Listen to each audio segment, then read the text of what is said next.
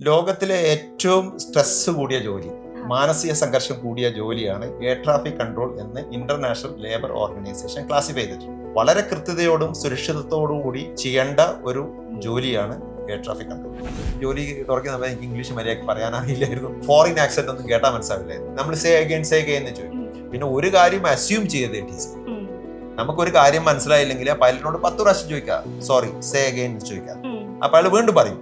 അപ്പൊ എനിക്ക് അയാൾ ഫാസ്റ്റ് ആയിട്ട് പറയുന്നതോട് ചോദിക്കാം, പതുക്കെ പറയൂ എന്ന് പറയാം. നമുക്ക് പറയാം majority of the air cut accident 70% it is happening either during take off or landing. Hello every one, നമ്മുടെ ATC ആസ്പിറൻസിനായിട്ടുള്ള ഏറ്റവും വലിയ ഇൻസ്പിറേഷൻ ആണ് നമ്മുടെ ഇന്നത്തെ സെഷൻ. അപ്പോൾ നമ്മൾ നിങ്ങൾക്ക് പ്രോമിസ് ചെയ്ത ആ ഒരു സൂപ്പർ സെഷൻ ആണ് ഇത്. നമ്മുടെ കൂടെയുള്ളതും ATC ഓഫീസറായി 38 വർഷത്തോളം സർവീസിൽ ഉണ്ടായിരുന്ന മാക്സി സാറാണ്. സാറ് കരിപ്പൂർ എയർപോർട്ടിലെ എയറോഡ്രോം ജോയിന്റ് ജനറൽ മാനേജറായിട്ടും ATCയുടെ ട്രെയിനിങ് മേധാവിയും ഒക്കെ ആയിട്ട് റിട്ടയർ ചെയ്ത ആളാണ്. അപ്പോൾ നമ്മുടെ എല്ലാ സംശയങ്ങൾക്കും നമ്മുടെ എല്ലാ ഡിസ്കഷനുള്ള ഏറ്റവും ബെസ്റ്റ് എക്സാമ്പിൾ ആണ് sir. So welcome sir. Thank you Shilpa. Good morning. Good morning sir. Sir, ATC എക്സാമിനെ പറ്റിയിട്ടൊക്കെ നമ്മുടെ സ്റ്റുഡൻസിന് ഏകദേശം ഒരു തിയറിറ്റിക്കൽ നോളജ് ഒക്കെ ഉണ്ട്. പക്ഷേ നമുക്ക് ഏറ്റവും ഇൻട്രസ്റ്റിംഗ് ആയിട്ടുള്ള കാര്യം എന്താണ് ആക്ച്വലി ഒരു ATCയുടെ ലൈഫിൽ ഒരു ദിവസം ആ ATC ടവറിന്റെ ഉള്ളിൽ നടക്കുന്നത് നമ്മുടെ ആസ്പിറൻസിനൊന്ന് പറഞ്ഞു കൊടുക്കാമോ sir? ATC stands for air traffic control. Yes. സാധാരണ ആളുകൾ വിചാരിക്കുന്ന ആകാശം വളരെ വിശാലമാണ്, തലങ്ങും വിലങ്ങും വിമാനങ്ങൾ പറന്നു കഴിഞ്ഞാൽ യാതൊരു പ്രശ്നങ്ങളുമില്ല, അതിനെ നിയന്ത്രിക്കേണ്ട ആവശ്യം ഒന്നും ഇല്ല എന്നാണ് സാധാരണക്കാരുടെ വിശ്വാസം. ഫാക്ട് അതല്ല. എല്ലാ വിമാനങ്ങളും ഏതെങ്കിലും എയർ ട്രാഫിക് കൺട്രോളർമാരാൽ നിയന്ത്രിക്കപ്പെടുന്നുണ്ട് എന്നതാണ് അതിന്റെ ഒരു വസ്തുത. എന്തുകൊണ്ടാണ് ATC വേണ്ടത്, അതിന്റെ അനിവാര്യത എന്താണെന്ന് നമുക്കൊന്ന് ആലോചിച്ച് നോക്കാം. സാധാരണ ആധുനിക ജെറ്റ് വിമാനങ്ങളൊക്കെ പറക്കുന്ന സ്പീഡ് എന്ന് പറഞ്ഞാൽ ഒരു മണിക്കൂറിൽ 440-450 നോട്ടിക്കൽ മൈൽ പെർ അവർ. അത് നമ്മളിപ്പോ ഒരു മിനിറ്റിലേക്ക് ഇതിനെ മാറ്റിക്കഴിഞ്ഞാൽ ഒരു മിനിറ്റിൽ ഏകദേശം 15 കിലോമീറ്റർ ആണ് അതിന്റെ സ്പീഡ്. അപ്പൊ നമ്മളൊരു സിറ്റുവേഷൻ ഇമാജിൻ ചെയ്യാം. 2 വിമാനങ്ങൾ, ഒന്ന് ഇവിടുന്ന് അങ്ങോട്ട് ഈസ്റ്റ് നിന്ന് വെസ്റ്റിലേക്കും, വേറെ വിമാനം വെസ്റ്റ് നിന്ന് ഈസ്റ്റിലേക്കും പറക്കുന്നത്. ഒരേ ഹൈറ്റിലാണ് ഇത് രണ്ടും പറക്കുന്നത്.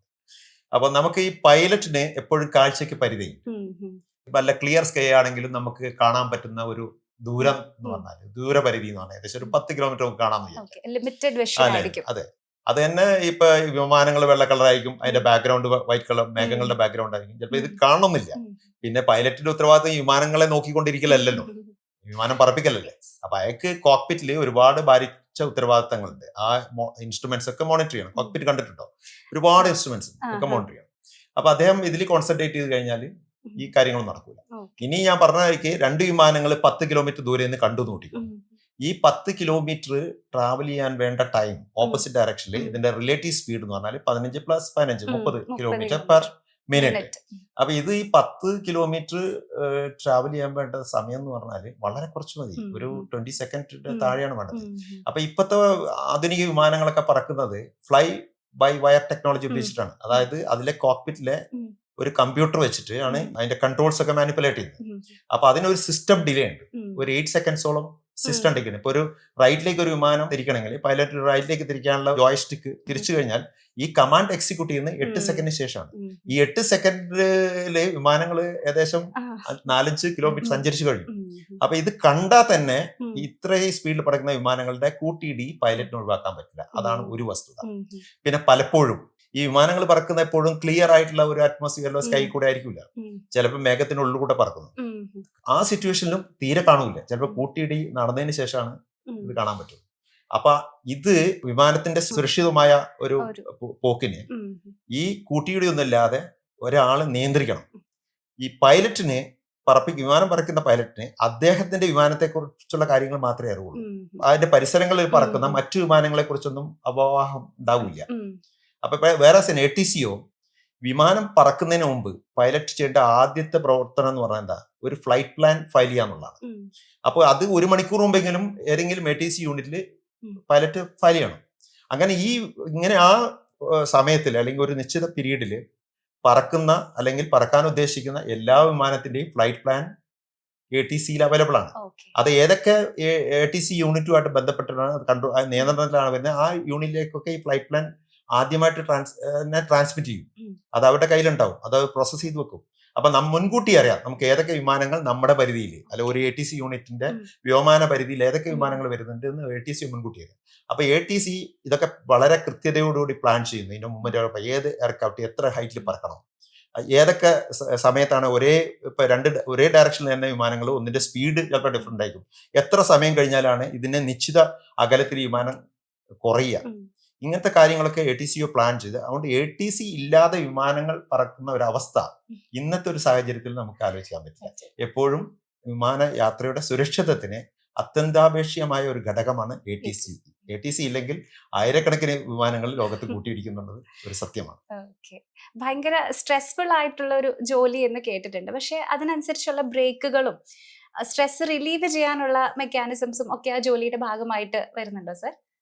ലോകത്തിലെ ഏറ്റവും സ്ട്രെസ് കൂടിയ ജോലി, മാനസിക സംഘർഷം കൂടിയ ജോലിയാണ് എയർ ട്രാഫിക് കൺട്രോൾ എന്ന് ഇന്റർനാഷണൽ ലേബർ ഓർഗനൈസേഷൻ ക്ലാസിഫൈ ചെയ്തിട്ടുണ്ട്. ഇതിനോട് കമ്പാരബിൾ ആയുള്ള ജോലി എന്ന് പറഞ്ഞാൽ ന്യൂറോ സർജന്റെ ജോലിയാണ്. അപ്പൊ ഇത് കമ്പാരബിൾ ആണെന്ന് പറയാം. കാരണം ന്യൂറോ സർജന്റെ കാരണം നമ്മുടെ തലച്ചോറിൽ എന്താ പറയാ ആവശ്യമില്ലാത്ത ഒരു പോയിന്റ് പോലും ഇല്ല. ഒരു പിന്നോണ്ട് കുത്തി കഴിഞ്ഞാൽ എന്തെങ്കിലും ഫങ്ഷൻസ് പറയും. ഇതുപോലെ തന്നെ ഈ നമ്മുടെ ATC മിസ്റ്റേക്ക് ചെയ്ത് കഴിഞ്ഞാൽ ഈ മിസ്റ്റേക്ക് പലപ്പോഴും കറക്ഷനുള്ള അവസരങ്ങൾ വളരെ കുറവായിരിക്കും. ചില സിറ്റുവേഷൻ പ്രത്യേകിച്ച് ഒരു 50 നോട്ടിക്കൽ മൈലിനുള്ളിൽ ഇത്ര ഒരു 10-20 വിമാനങ്ങൾ നിയന്ത്രിക്കുന്ന ഒരു അപ്രോച്ച് കൺട്രോളർക്ക് ഒരു മിസ്റ്റേക്ക് അല്ലെങ്കിൽ അത് ഇപ്പോൾ ഒരു റോങ് ടേൺ കൊടുത്താൽ തന്നെ അത് കറക്റ്റ് ചെയ്തുമ്പോഴേക്കും ഡിസാസ്റ്റർ ആയിട്ടുള്ള സിറ്റുവേഷൻ. അതുകൊണ്ടാണ് അപ്പോൾ എപ്പോഴും ഈ വിമാനത്തിന്റെ സുരക്ഷിതത്വം തങ്ങളുടെ എന്താ പറയാ കാൽക്കുലേഷൻസിലും ഇൻസ്ട്രക്ഷൻസിലും ഇതൊക്കെയാണ് നമ്മുടെ ആ ജഡ്ജ്മെന്റിലൊക്കെയാണ് നടക്കുന്നത് എന്നുള്ള ആ ചിന്ത തന്നെ ഭയങ്കര സ്ട്രെസ്ഫുൾ ആണ്. മിസ്റ്റേക്ക് ചെയ്ത് കഴിഞ്ഞാൽ വിമാനങ്ങൾക്ക് അപകടം വരും.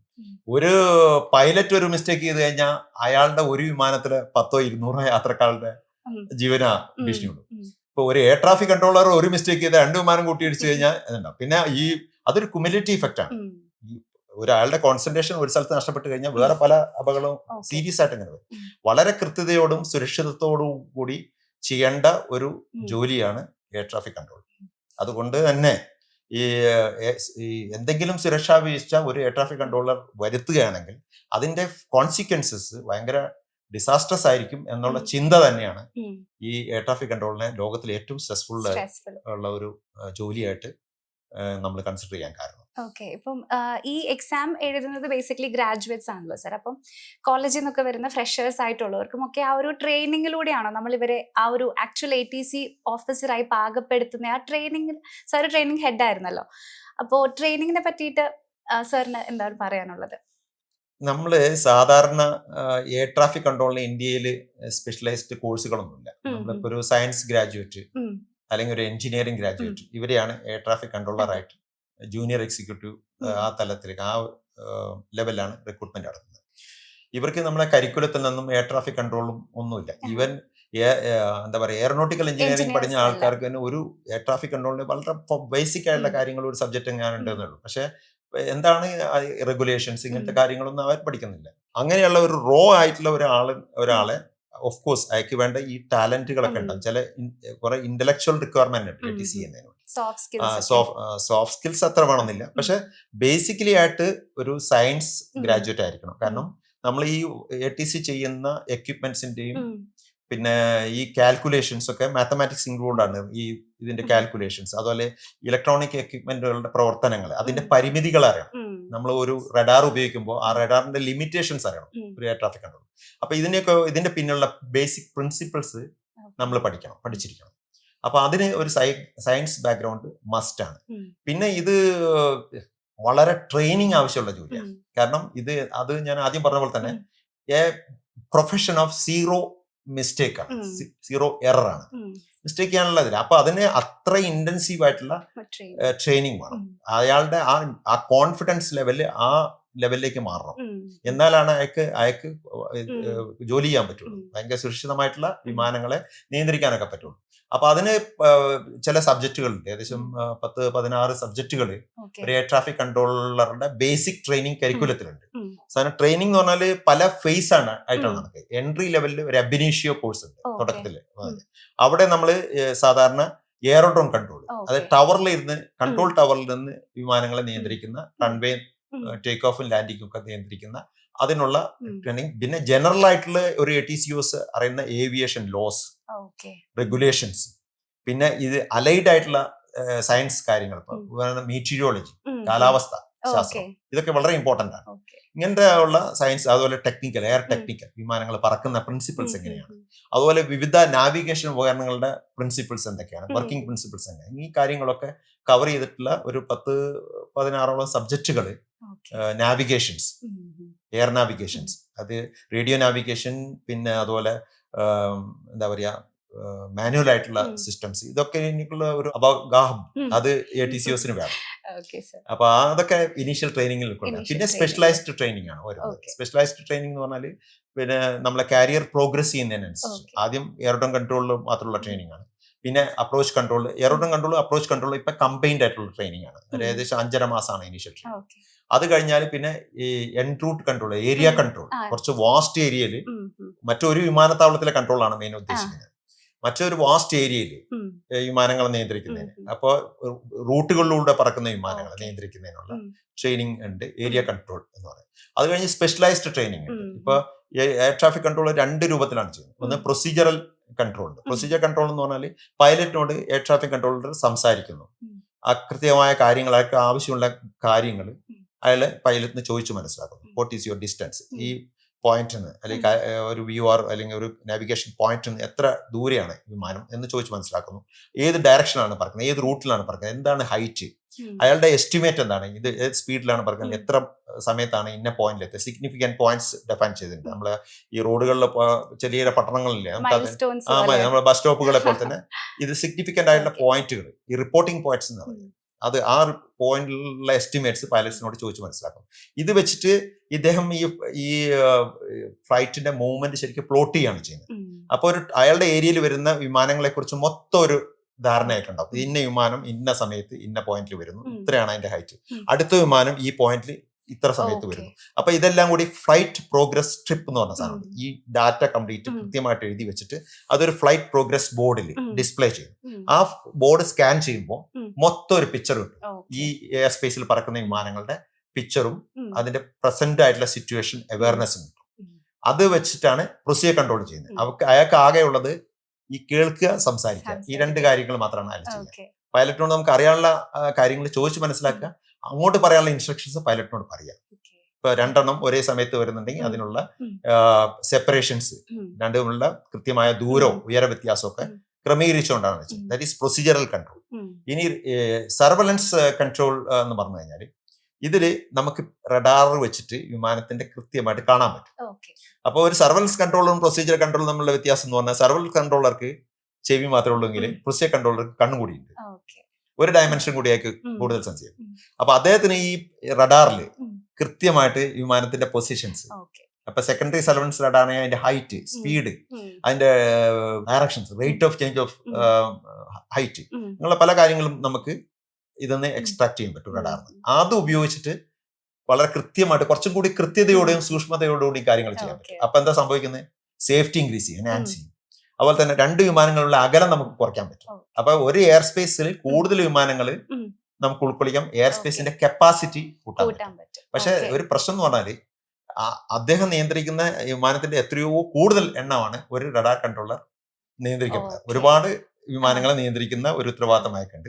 പക്ഷെ ഇവിടെ വിമാനങ്ങൾ തമ്മിൽ വളരെ ക്ലോസ്ഡ് ആണ്. ഇപ്പൊ ഉദാഹരണത്തിന് 2 വിമാനങ്ങൾ തമ്മിൽ ലോജിറ്റ്യൂഡലായിട്ട് നമ്മൾ അപ്ലൈ ചെയ്യുന്ന സെപ്പറേഷൻസ് 50 മൈൽ അല്ലെങ്കിൽ 80 മൈൽ, 80 നോട്ടിക്കൽ മൈൽസ്, ചില സെറ്റൻ ഡെസിഗ്നേറ്റഡ് റൂട്ടിലാണെങ്കിൽ 50 നോട്ടിക്കൽ മൈൽ. പക്ഷെ റഡാർ കൺട്രോളിൽ ഉപയോഗിക്കുകയാണെങ്കിൽ ചിലപ്പോൾ ഇത് 5 നോട്ടിക്കൽ മൈലായിട്ട് കുറയ്ക്കാൻ പറ്റും.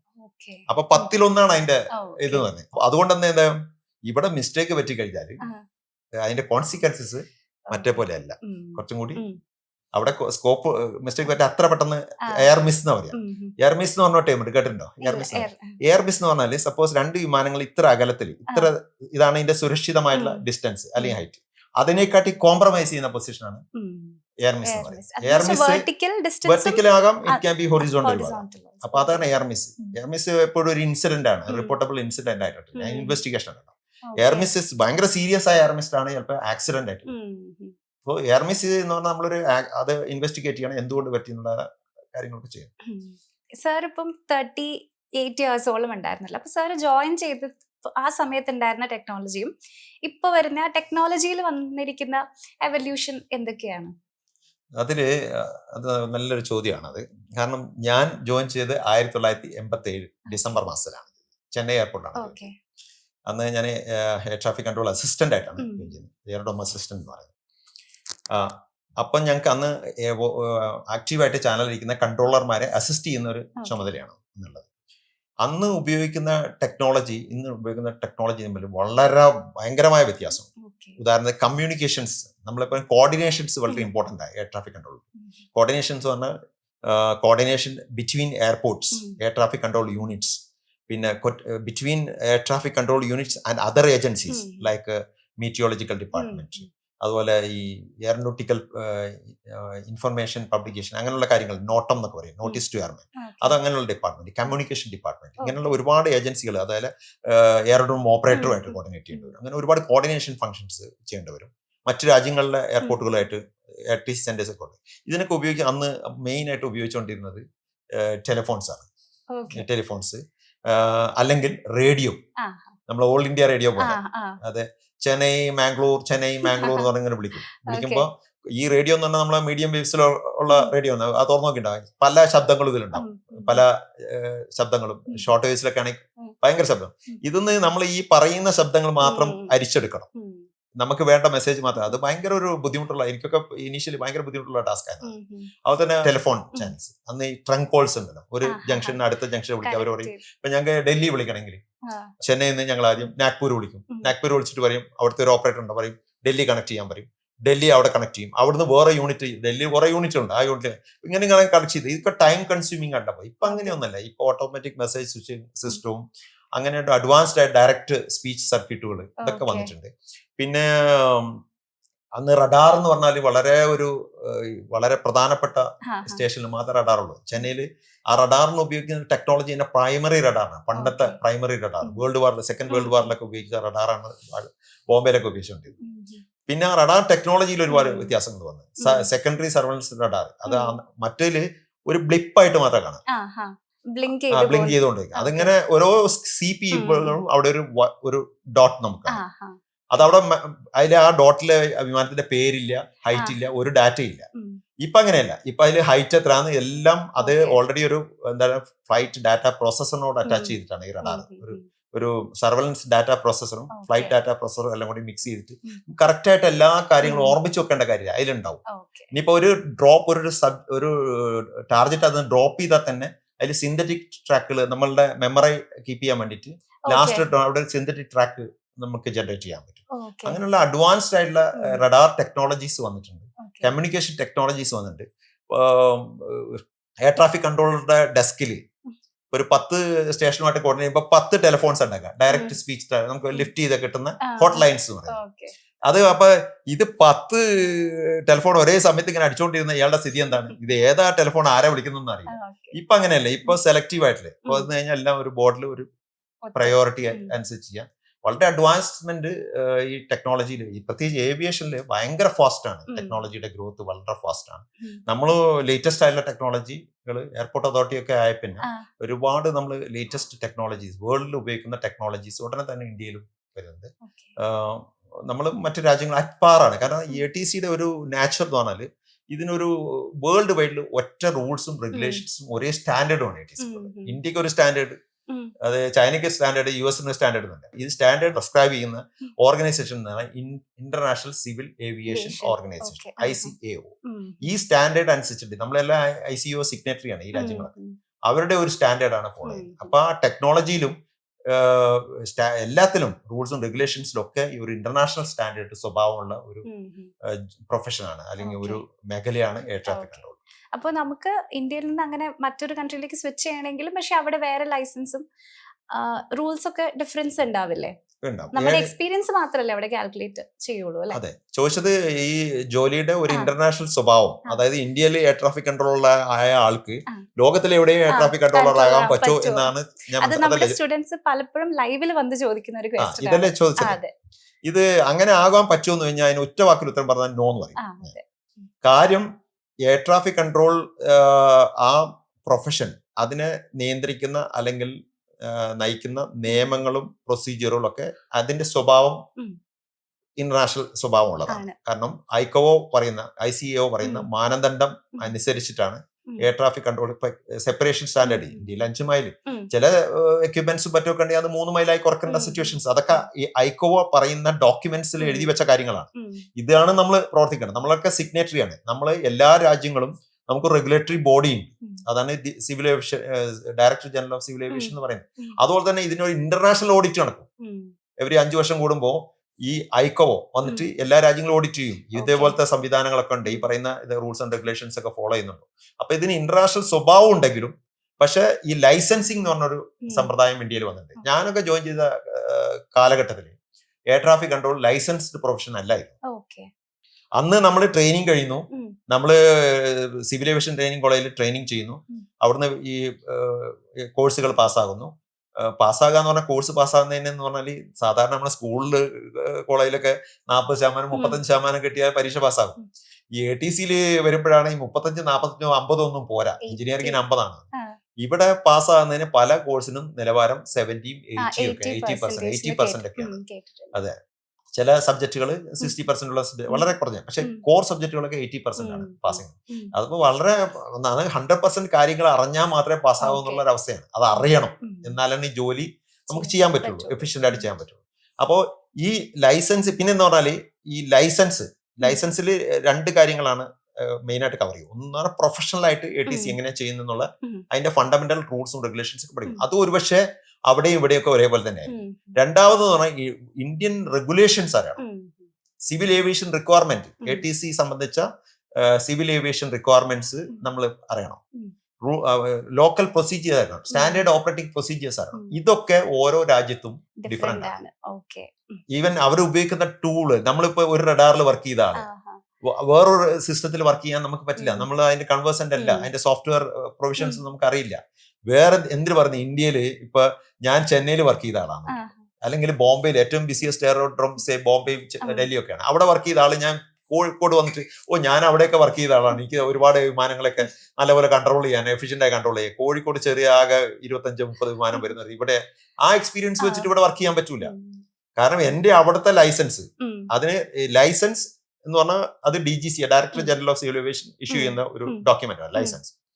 അപ്പൊ ഈ ലൈസൻസ് കഴിഞ്ഞിട്ട് പിന്നെ അതിൽ റേറ്റിംഗ് എന്ന് പറഞ്ഞ സാധനമാണ്. അതിൽ എൻഡോഴ്സ്മെന്റ് റേറ്റിംഗ് എന്ന് പറഞ്ഞപ്പോൾ ഒരു പർട്ടിക്കുലർ യൂണിറ്റിൽ കാലിക്കറ്റ് കൺട്രോൾ ടവർ അല്ലെങ്കിൽ എയർഡ്രോം കൺട്രോൾ എന്നുള്ള യൂണിറ്റിൽ നമ്മൾ അതിൽ പ്രാക്ടീസ് ചെയ്യണം. On the job basic training കഴിഞ്ഞിട്ട് ഓൺ ദ ജോബ് ട്രെയിനിങ്ങിലൂടെ ഒരു 180 മണിക്കൂർ നമ്മൾ ഒരു ഇൻസ്ട്രക്ടർ കീഴിൽ, ഒരു സർട്ടിഫൈഡ് ആയിട്ടുള്ള ഒരു ഇൻസ്ട്രക്ടർ കീഴിൽ അല്ലെങ്കിൽ ഒരു എക്സാമിനർ കീഴിൽ ഇരുന്ന് ഈ ജോലി പ്രാക്ടിക്കൽ ആയിട്ട് ചെയ്ത് പഠിക്കണം. പഠിച്ചതിന് ശേഷം ഇവിടെയും തിയറി എക്സാമിനേഷൻ പാസ്സാകണം. പാസ്സായി കഴിഞ്ഞിട്ട് ഇദ്ദേഹത്തിന് ഒരു ബോർഡ്, ഒരു പരീക്ഷ, ഒരു ബോർഡ് കോൺസ്റ്റിറ്റ്യൂട്ട് ചെയ്യും. അതിൽ DGCയുടെ പ്രതിനിധി ഉണ്ടാകാം. ചിലപ്പോൾ ഇപ്പോൾ അവർക്ക് മാൻ പവർ കുറവായതുകൊണ്ട് ചിലപ്പോൾ അത് എയർപോർട്ട് അതോറിറ്റിക്ക് ഡെലിഗേറ്റ് ചെയ്തിരിക്കുകയാണ്. വേണമെങ്കിൽ അവരെ ഇന്റിമേറ്റ് ചെയ്യണം, അവർക്ക് വേണമെങ്കിൽ ഒരു ആളെ അയക്കാം. അങ്ങനെ ഒരു എക്സ്റ്റേണൽ ബോർഡിന് മുമ്പിൽ വെച്ച് നമ്മുടെ ഈ പ്രാഗൽഭ്യം നമ്മൾ ഡെമോൺസ്ട്രേറ്റ് ചെയ്യണം. ആക്റ്റീവ് ചാനലിൽ ഇരുന്നിട്ട് വേറെ ആരും നിങ്ങളെ സഹായിക്കില്ല. നിങ്ങൾക്ക് മൈക്ക് തരുന്നു, വേറൊരാൾ മോണിറ്റർ ചെയ്യുന്നു മാത്രം. ഇയാൾ എന്തെങ്കിലും സീരിയസ് മിസ്റ്റേക്ക് ചെയ്താൽ അയാൾ ഇന്റർഫെയർ ചെയ്യും ഒരു എക്സാമിന് വേണ്ടി. എന്നിട്ടൊരു ബോർഡ് ഇയാൾ ഇൻഡിപെൻഡന്റ് അസസ് ചെയ്തിട്ടാണ് ഇയാൾക്ക് റേറ്റിംഗ് കൊടുക്കുന്നത്. അപ്പൊ ആ റേറ്റിംഗ് എന്നിട്ട് ഈ ലൈസൻസിൽ എൻഡോസ് ചെയ്ത് കഴിഞ്ഞാലാണ് നിങ്ങൾക്ക് ഈ മൈക്ക് തൊട്ടിട്ട് എയർ ട്രാഫിക് കൺട്രോൾ ചെയ്യാൻ പറ്റും. അതിപ്പോ എനിക്ക് ബോംബെയിൽ റേറ്റിംഗ് ഉണ്ടോ, എനിക്ക് കാലിക്കറ്റ് ആ റേറ്റിംഗ് വാലിഡ് അല്ല. ഞാൻ ബോംബെ വിട്ടോടുകൂടി ആ റേറ്റിംഗ് പോയി. അത് ഇതിന് 2 റിക്വയർമെന്റ്. ഒന്ന് റീസൻസി, പ്രൊഫിഷ്യൻസി എന്നുള്ള. റീസൻസി എന്ന് പറഞ്ഞാൽ നമ്മൾ ഒരു 6 മാസത്തിനുള്ളിൽ ഇത്ര മണിക്കൂറെങ്കിലും ഈ ചാനലിൽ നിന്ന് ജോലി ചെയ്തുകൊണ്ടിരിക്കണം. പ്രൊഫഷൻസി എന്ന് പറഞ്ഞാൽ നിങ്ങൾ ഇതുപോലെ കുറെ എന്താ പറയുക, നിങ്ങൾ ഒരു ഇൻഡിപെൻഡന്റ് അസസ്മെന്റ്, ഒരു എക്സാമിനർ നിങ്ങളെ ഒരു വർഷത്തിലൊരിക്കലെങ്കിലും നിങ്ങളെ അസസ് ചെയ്തിരിക്കണം ഓൺ ചാനൽ. അതുകൂടാതെ നിങ്ങൾ ഇതിന്റെ റിഫ്രഷർ ട്രെയിനിങ്സ് അറ്റൻഡ് ചെയ്യണം, ആനുവൽ റിഫ്രഷർ ട്രെയിനിങ്സ് അറ്റൻഡ് ചെയ്യണം. ഇങ്ങനെയുള്ള കാര്യങ്ങളൊക്കെ ഉണ്ട്. അപ്പോ ഇത് 2 മസ്റ്റ് ആണ്. അപ്പൊ അതുകൊണ്ട് ഇതിന് ഇന്റർനാഷണൽ സ്വഭാവം ഉണ്ടെങ്കിലും നമ്മുടെ ലൈസൻസുകൾ അങ്ങനെ ട്രാൻസ്ഫറബിൾ ആണ്. Even within the country also ഒരു എയർപോർട്ടിലുള്ള ഒരു യൂണിറ്റിലുള്ള license cannot be transfer to another unit. Basic training ഒക്കെ ഓക്കെ, അത് ഒരിക്കൽ ചെയ്താൽ മതി. ഓരോ ഇതിലും സ്പെഷ്യലൈസ്ഡ് ട്രെയിനിങ് നിങ്ങൾ ചെയ്യണം. ഓരോ എയർപോർട്ടിന്റെ അവിടുത്തെ traffic control environment entirely different ആണ്. അവിടുത്തെ സ്റ്റാൻഡേർഡ് ഓപ്പറേറ്റിംഗ് പ്രൊസീജിയർ ഡിഫറെന്റ് ആണ്. അവിടെ റൺവേയുടെ ഓറിയന്റേഷൻ ഡിഫറെന്റ് ആണ്. അതിന്റെ ടോപ്പോഗ്രാഫി ഡിഫറെന്റ് ആണ്. അവിടെ ഒബ്സ്ട്രക്ഷൻസിന്റെ ഒക്കെ കാര്യങ്ങളൊക്കെ നമ്മൾ അറിയണം. അവിടുത്തെ കാലാവസ്ഥ ഡിഫറെന്റ് ആണ്. അവിടുത്തെ ട്രാഫിക് ഫ്ലോ ഡിഫറെന്റ് ആണ്. ട്രാഫിക് പാറ്റേൺസ് ഡിഫറെന്റ് ആണ്. അതുകൊണ്ടാണ് ഓരോ റേറ്റിംഗ്സും ഓരോ എയർപോർട്ട് സ്പെസിഫിക് ആണ്. സാർ ഇപ്പൊ പറഞ്ഞില്ലേ നമ്മൾ 100% അറിഞ്ഞ് അങ്ങനെയാണ് ട്രെയിനിങ് വരുന്നതെന്ന്. അപ്പൊ അങ്ങനെയാണെങ്കിൽ പോലും ചിലപ്പം എമർജൻസി സിറ്റുവേഷൻസ് ഒക്കെ വരാറില്ലേ? സാറിന്റെ ആ എക്സ്പീരിയൻസിൽ അങ്ങനത്തെ സിറ്റുവേഷൻസ് ഉണ്ടായിട്ടുണ്ടോ? ഉണ്ട്. എയർ ട്രാഫിക് കൺട്രോളിൽ നമ്മൾ ഒരു കൺട്രോൾഡ് ആയിട്ട് ഏതെങ്കിലും ഒരു ചാനലിൽ ഇരിക്കുമ്പോൾ നമ്മള് സിറ്റുവേഷൻസ് എപ്പോഴും നോർമൽ ആകണമെന്നില്ല. എനി മൊമെന്റ് ഈ സിറ്റുവേഷൻസ് അബ്നോർമൽ സിറ്റുവേഷൻസ് ഉണ്ടാകാം. ഒരു കണ്ടിജൻസി ഉണ്ടാകാം. അത് ഒരു എയർക്രാഫ്റ്റ് ആക്സിഡന്റ് സംഭവിക്കാം, ഒരു എയർക്രാഫ്റ്റ് ഒരു ഹൈജാക്ക് സംഭവിക്കാം, അല്ലെങ്കിൽ ഒരു ബോംബ് ത്രെട്ട് സംഭവിക്കാം, അല്ലെങ്കിൽ ഒരു എഞ്ചിൻ ഫെയിലിയർ സംഭവിക്കാം. എയർക്രാഫ്റ്റിന് ചിലപ്പോൾ അതിന്റെ ആ ഫ്ലൈയിങ് ചെയ്യാനുള്ള ആ എബിലിറ്റി ഡിറ്റീരിയേറ്റ് ചെയ്യാം. അതുപോലെ റേഡിയോ കമ്മ്യൂണിക്കേഷൻ ഫെയിലിയർ ഉണ്ടാവും. ഇങ്ങനെയുള്ള ഒരുപാട് എമർജൻസീസ് ഉണ്ട്. ബാഡ് വെതർ സിറ്റുവേഷൻസ് ഉണ്ടാവും. അപ്പൊ ഇതിനെയൊക്കെ ഓവർകം ഇതെങ്ങനെയാണ് ഹാൻഡിൽ ചെയ്യണം എന്നുള്ള ഇതിന് ബേസിക് ട്രെയിനിങ് നമ്മുടെ ഈ സിവിൽ ഏവിയേഷൻ ട്രെയിനിങ് കോളേജ് അവിടെയാണ് സാധാരണ ട്രെയിനിങ് നടത്തുക. അതായാലും ഇന്ത്യയിൽ നമുക്ക് 3 കോളേജാണ് ഇപ്പോൾ ഉള്ളത്. ഒന്ന് അലഹാബാദ് ആണ് ആദ്യത്തെ college, civil aviation training college of India എന്ന് പറയുന്നത്. പിന്നെ ഗോണ്ടിയലുണ്ട്, പിന്നെ ഹൈദരാബാദിൽ. 3 സ്ഥലത്തുണ്ട്. ഈ 3 സ്ഥലത്തെ ബേസിക് ട്രെയിനിങ്ങിൽ നമ്മൾ എബിനിഷ്യോ കോഴ്സിൽ ഈ എമർജൻസി മാനേജ്മെന്റ് ഒക്കെ നമുക്ക് പഠിപ്പിക്കുന്നത് എങ്ങനെയാണ് ചെയ്യേണ്ടത്, ജനറൽ പ്രിൻസിപ്പിൾസ്.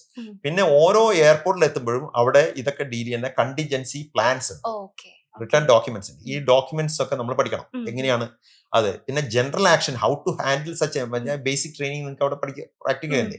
അത് നമ്മൾ സിമുലേറ്റ് ചെയ്ത് പഠിപ്പിക്കുകയും ചെയ്യും. എയർപോർട്ടിലും സിമുലേറ്റ് ചെയ്യും. ബേസിക് നമുക്ക് ഇത് ചിലപ്പോൾ നമ്മളെ ഒരു കൺട്രോളറുടെ റേറ്റിംഗ് സമയത്ത് അതായത് റേറ്റിംഗ് ട്രെയിനിങ് സമയത്ത് ചിലപ്പോൾ ഈ സിറ്റുവേഷൻ നാളെ ഫേസ് ചെയ്തിട്ടുണ്ടാവില്ല. അപ്പൊ നമ്മൾ അതിൽ സിമുലേറ്റഡ് ആയിട്ട് സിറ്റുവേഷൻസ് ഉണ്ടാക്കിയിട്ട് അവർ ട്രെയിൻ ചെയ്യും. അപ്പൊ അങ്ങനെ ഈ ട്രെയിനിങ് കിട്ടുന്നതോട് കൂടിയിട്ട് ഇതൊക്കെ ഹാൻഡിൽ ചെയ്യാനുള്ള ഒരു മെന്റൽ എബിലിറ്റി ഈ ഒരു എയർ ട്രാഫിക് കൺട്രോളർക്ക് കിട്ടും. പക്ഷെ ഒരു എയർ ട്രാഫിക് കൺട്രോളർ ഒരിക്കൽ റേറ്റഡ് ആയെന്ന് പറഞ്ഞാൽ is capable of handling any emergency എന്നാണ് അർത്ഥം. ഇൻഡിപെൻഡന്റ് ആയിട്ട്. ഈ ATC ഒരു ടീം വർക്ക് ആണെങ്കിലും പലപ്പോഴും ഈ കൺട്രോളിന്റെ ഉത്തരവാദിത്തങ്ങൾ അയാൾ ഇൻഡിവിജ്വലി നിറവേറ്റേണ്ട, അസിസ്റ്റ് ചെയ്യാൻ ആൾക്കാരുണ്ടെങ്കിലും അയാൾ ചെയ്യേണ്ട കാര്യങ്ങൾ അയാൾ തന്നെ ചെയ്യാൻ പറ്റുള്ളൂ. ഒരു കൺട്രോളർ മൈക്ക് അത് RT ഹാൻഡിൽ ചെയ്യുമ്പോൾ വേറെ ആൾ ഇന്റർഫിയർ ചെയ്യാൻ പാടില്ല. He will take a decision. He is the sole authority and he is accountable also. 2020 Calicut എയർപോർട്ടിൽ ഒരു ക്രാഷ് ഒക്കെ ഉണ്ടായിരുന്നില്ലേ സാർ? അന്നേരം ആ സമയത്ത് അവിടെ ഉണ്ടായിരുന്നോ? കോഴിക്കോട് എയർപോർട്ട് മാത്രമല്ല, എൻ്റെ കരിയറിൽ ഞാൻ മാംഗ്ലൂർ എയർപോർട്ടിൽ ഉണ്ടായിരുന്നപ്പോൾ ആദ്യത്തെ എയർ ക്രാഷ് ഞാൻ മാംഗ്ലൂർ എയർപോർട്ടിൽ ഉണ്ടായിരുന്നപ്പോഴാണ്. അന്ന് ഫോർച്ചുനേറ്റ്ലി ഞാൻ ഇന്ന് ഡ്യൂട്ടിയിൽ ഉണ്ടായിരുന്നില്ല. എൻ്റെ ഓഫ് ഡ്യൂട്ടി ആയ സമയത്താണ്. എന്നാലും അതിന്റെ പെട്ടെന്ന് നമ്മളൊക്കെ എന്തെങ്കിലും ഒരു സിറ്റുവേഷൻസ് വരികയാണെങ്കിൽ നമ്മൾ ഉടനെ നമ്മൾ റഷ് ചെയ്യും. നമ്മുടെ കൊളീഗ്സിനെയൊക്കെ ഹെൽപ്പ് ചെയ്യാൻ വേണ്ടി ഒരുപാട് അസിസ്റ്റൻസ് വേണം ആ സമയത്ത്. അപ്പൊ അങ്ങനെ ഒരു സിറ്റുവേഷൻ എനിക്ക് മാംഗ്ലൂർ വെച്ച് ഞാൻ ഫേസ് ചെയ്തു. രണ്ടാമത് ഞാൻ കോഴിക്കോട് വെച്ചിട്ട് ഫേസ് ചെയ്തു. കോഴിക്കോട് വെച്ച് അപ്പോൾ ഈ 2 എയർ ക്രാഷുകൾ എന്താ പറയാ, അത് കാണാൻ അതെ അതെ അതെ. പക്ഷേ ഒരു എയർ ക്രാഷ് സംഭവിക്കുന്ന പല റീസൺസ് ഉണ്ടാവും അതിന്. It can be controller error കൊണ്ട് സംഭവിക്കാം, പൈലറ്റിന്റെ എറർ കൊണ്ട്, പിന്നെ ഹ്യൂമൻ ഫാക്ടേഴ്സിന്റെ ലിമിറ്റേഷൻസ് ഉണ്ടല്ലോ അതുകൊണ്ട് സംഭവിക്കാം, എക്യുപ്മെന്റ് ഫെയിലിയർ കൊണ്ട് സംസാരിക്കാം, ഏവിയോണിക്സിൽ തകരാറ് കൊണ്ട് സംസാരിക്കാം, എഞ്ചിൻ ഫെയിലിയർ കൊണ്ട് സംസാരിക്കാം. ഒരുപാട് റീസൺസ് ഉണ്ട് ക്രാഷ് ഉണ്ട്. പലപ്പോ പിന്നെ നമ്മൾ ഈ എയർക്രാഫ്റ്റ് ആക്സിഡന്റിനെ കുറിച്ചൊരു പറയുകയാണെങ്കിൽ majority of the aircraft accident 70% it is happening either during take off or landing. അതാണ് ക്രൂഷ്യൽ ഫേസ്. അവിടെയാണ് ഹ്യൂമൻ റോൾ കൂടുതൽ വരുന്നത്. ഈ മെക്കാനിക്കൽ ഫെയിലിയർ ഒക്കെ അവിടെ ആ സമയത്ത് ഉണ്ടായി കഴിഞ്ഞാൽ ഹാൻഡിൽ ചെയ്യാൻ കുറച്ച് ബുദ്ധിമുട്ടാണ്. ഇപ്പൊ ഈ 2 എയർ ക്രാഷിലും അതിന്റെ ഇൻവെസ്റ്റിഗേഷൻ റിപ്പോർട്ടുകൾ പബ്ലിക് ഡൊമൈനിൽ അവൈലബിൾ ആണ്. പക്ഷെ അത് ക്ലിയർ ആയിട്ട് പോയിന്റ് ഔട്ട് ചെയ്ത കാര്യം അത് മേജർ ആയിട്ടുള്ള റീസൺ എന്ന് പറഞ്ഞാൽ പൈലറ്റ് എറർ ആണ്. കോൺട്രിബ്യൂട്ടീവ് ഫാക്ടേഴ്സ് ഉണ്ടായിരുന്നു, വെതർ ഫാക്ടേഴ്സ് ഒക്കെ ഉണ്ടായിരുന്നു, കോൺട്രിബ്യൂട്ടീവ് ഫാക്ടേഴ്സ് ഒക്കെ ഉണ്ടായിരുന്നു. അപ്പൊ പക്ഷെ പൈലറ്റ് എറർ കൊണ്ടാണ് അത് സംഭവം. പിന്നെ നമ്മുടെ സ്റ്റുഡൻസിന് സ്ഥിരം ചോദിക്കാറുള്ളൊരു ക്വസ്റ്റ്യൻ ആണ്, വോയിസ് ടെസ്റ്റ് ഉണ്ടാവാറുണ്ടല്ലോ എക്സാം കഴിഞ്ഞിട്ട്. അപ്പോൾ വോയിസ് ടെസ്റ്റിൽ പോകുന്ന ഒരു സ്റ്റുഡൻറ് ശരിക്കും എന്താണ് എക്സ്പെക്ട് ചെയ്യേണ്ടത്? ഹൈലി പ്രൊഫിഷ്യന്റ് ഇംഗ്ലീഷ് അങ്ങനെ എന്തെങ്കിലും ഒക്കെ? എയർ ട്രാഫിക് ആണ് ഞാൻ എൻ്റെ ഒരു എക്സ്പീരിയൻസ് പറയട്ടെ, അതൊരു മോട്ടിവേഷൻ ആവും ഒരു പക്ഷേ ഇനി വരുന്ന ജനറേഷൻസ്. ഞാൻ ഈ പ്രൊഫഷനിൽ ചെന്നപ്പോൾ എനിക്ക് മര്യാദയ്ക്ക് ഇംഗ്ലീഷ് പറയാൻ അറിയില്ലേ. കാരണം ഞാൻ എൻ്റെ എഡ്യൂക്കേഷൻ ഒക്കെ ഇവിടുത്തെ റൂറൽ ഏരിയയിലും മലയാളം മീഡിയം ഒക്കെ പഠിച്ചിട്ടാണ് ഞാൻ കടന്നു വന്നത്. എനിക്ക് എന്താ പ്രീ ഡിഗ്രി ഇംഗ്ലീഷ് മീഡിയം ആണ്. പക്ഷെ എന്നാലും ഇംഗ്ലീഷിൽ ആ കോളേജുകളിലൊന്നും മലയാളത്തിൽ തന്നെ ആളുകൾ നമ്മളൊപ്പമുള്ള കുട്ടികളൊക്കെ മലയാളം സംസാരിക്കുന്നു. ആരും ഇംഗ്ലീഷ് സംസാരിക്കുന്നവരാരില്ല, സംസാരിച്ചിട്ടേ ഇല്ല. അതുപോലെ എഞ്ചിനീയറിങ്ങിനും അതുപോലെ തന്നെ. അപ്പോ പക്ഷെ നമ്മൾ ആദ്യമായിട്ട് ഈ വേറൊരു സ്ഥലത്ത് ജോലി കിട്ടുമ്പോൾ നമ്മൾ ഇംഗ്ലീഷിൽ സംസാരിക്കാൻ നമ്മൾ കമ്പൽ ചെയ്യപ്പെടും. അപ്പോഴാണ് നമ്മളിങ്ങനെ തപ്പുക. അപ്പോ അതൊരു വലിയൊരു ഇതായിരുന്നു. പക്ഷെ അതൊരു വിഷയമല്ല. ഈ ടെസ്റ്റ് പാസ്സാകുന്നതിന് നമുക്ക് ഒരു 10ാം ക്ലാസ്സോ അല്ലെങ്കിൽ 12ാം ക്ലാസ് നിലവാരമുള്ള ഇംഗ്ലീഷ് മാത്രം പറഞ്ഞാൽ മതി. ഒരു സെന്റൻസിന്റെ കറക്റ്റായ ആ കൺസ്ട്രക്ഷനും പിന്നെ ബേസിക് ഗ്രാമറും കാര്യങ്ങളും ഒക്കെയാണ്. കുറച്ച് കോംപ്രിഹെൻഷൻസ്, കറക്ഷൻ ഓഫ് സെന്റൻസസ്, ഇങ്ങനെയുള്ള കാര്യങ്ങളൊക്കെയാണ് ചെയ്യുന്നത്. വോയിസ് എന്ന് പറഞ്ഞാല് അതിനെപ്പറ്റി ഞാൻ പറയുന്നത്, അതിനെപ്പറ്റി ആൾക്കാർ ബോധറേണ്ട കാര്യമില്ല. ഈ വോയിസ് ടെസ്റ്റ് എന്ന് പറഞ്ഞാല് നിങ്ങൾക്ക് പ്രസംഗിക്കാൻ അറിയോ അല്ലെങ്കിൽ ഇംഗ്ലീഷിൽ സംസാരിക്കാൻ അറിയോ ഒന്നും അല്ല അവിടെ പരിശോധിക്കുന്നത്. വോയിസ് ടെസ്റ്റ് എന്ന് പറഞ്ഞാല് നിങ്ങൾ കൊടുക്കുന്ന ഇൻസ്ട്രക്ഷൻസ്, പൈലറ്റിന് കൊടുക്കുന്ന എയർ ട്രാഫിക് കൺട്രോൾ ഇൻസ്ട്രക്ഷൻസ്, അത് ക്ലിയർ ആയിരിക്കണം ആൻഡ് കൺസൈസ് ആയിരിക്കണം. ഈ കൺസൈസ് ഇതാകാൻ വേണ്ടിയിട്ട് പിന്നെന്തായിരിക്കും, അത് ഫ്രെയിംഡ് ആയിരിക്കണം. ഈ ഫ്രെയിംഡ് അത് കറക്റ്റ് ഇന്റർനാഷണൽ യൂസ് ചെയ്യുന്ന ഫ്രേസിയോളജീസ്, ഫ്രേസസ് ഉണ്ട്. ഓരോ സിറ്റുവേഷനിൽ എന്താണ് പറയുക, ഫ്രേസിയോളജി എന്നാണ് പറയാം. ഇപ്പൊ clear to land, that's a phraseology. അത് ക്ലിയർ ടു ലാൻഡ് മാത്രമേ പറയാൻ പറ്റുള്ളൂ.